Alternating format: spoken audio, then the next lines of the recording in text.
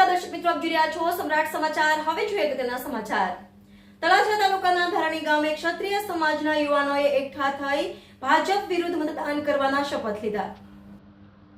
તળાજા તાલુકાના ધારાણી ગામે ગત મોડી રાત્રિ દરમિયાન રાજપૂત ક્ષત્રિય સમાજના યુવાનો દ્વારા એકઠા થઈ અને ભાજપ વિરુદ્ધ મતદાન કરવા શપથ લીધા હતા।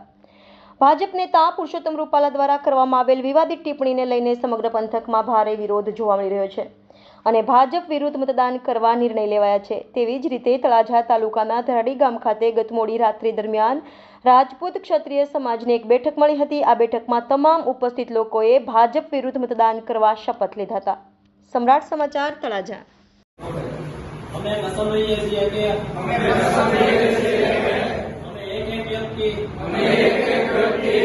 બીજા સમાજમાંથી 10 મતો ફરજિયાત લઈ આવશું ભાજપ વિરુદ્ધમાં।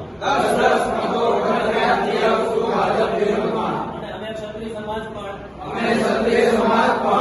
ભાજપ વિરુદ્ધમાં અમારા ગંગાએ પણ મત બાકી ન રહ્યા તમામ મતો ભાજપ